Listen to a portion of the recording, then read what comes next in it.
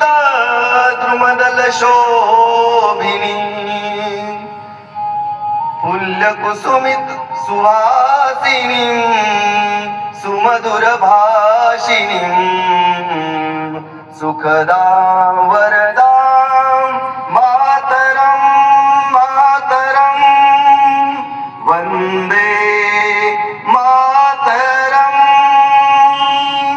वंदे मातरम कोटि कोटि कंठ कल कल निनाद कराले कोटि कोटि भुज धृत खर करवाले केवाले मा तुम्ही अबले बहुबल धारिणी नमामि तारिणी रिपुदल वारिणी मातरम वंदे मातरम वंदे मातरम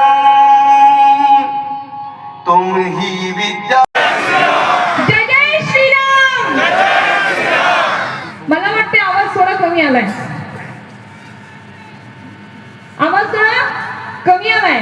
जे बोलतायत ना कि एक अकबर मारोगे, एक अफजल मारोगे, एक बाबर मारोगे तो हम 1000 पैदा करेंगे.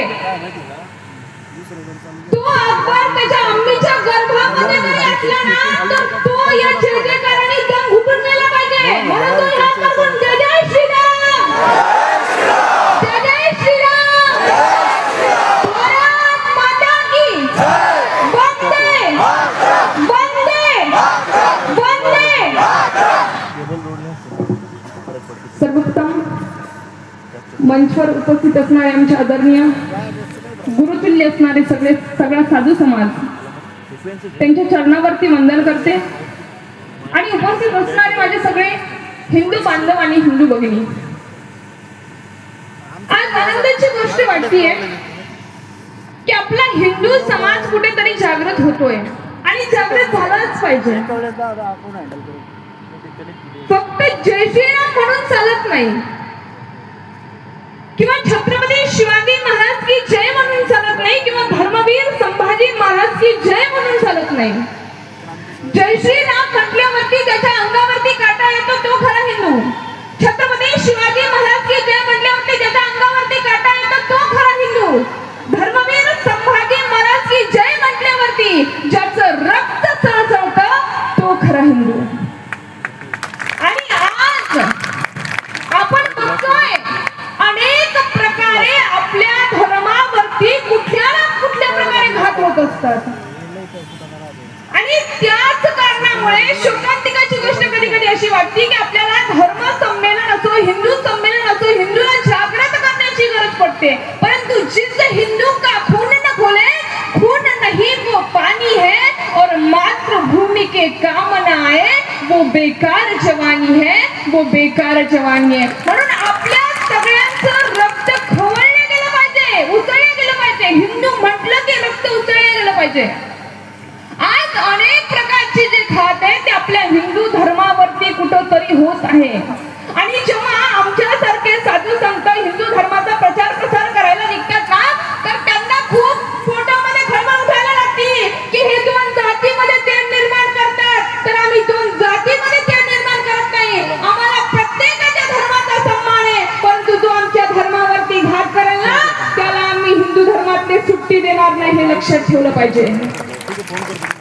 हमें इतनी ताकत है हम गुलाब को कमल बना सकते हैं. इस देश में भगवा ही भगवा नहीं रह सकते हैं लेकिन कमबख्त हिंदुओं में वो एकता नहीं. वरना अयोध्या की क्या बात हम तो पाकिस्तान में जाकर भी राम मंदिर बना देते. एवढी ताकद तुमच्या आमच्यामध्ये. परंतु आपण समजून घेतलं पाहिजे आपण संघटित झालं पाहिजे. परंतु आज आपण छत्रपती शिवाजी महाराजांचे विचार कुठेतरी विसरायला लागलोय. मरण पत्करलं परंतु शरणागती नाही अशा धर्मवीर संभाजी महाराजांचे विचार कुठेतरी विसरायला लागलोय. का त्यांनी मरण पत्करलं? धर्म सोडला नाही का?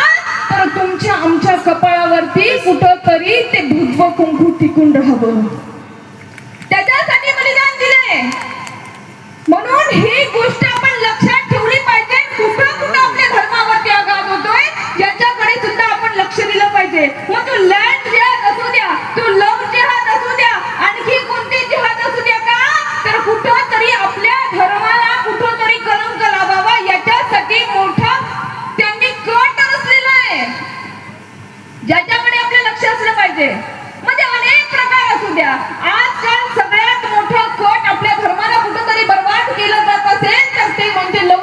जिहादाचं प्रमाण.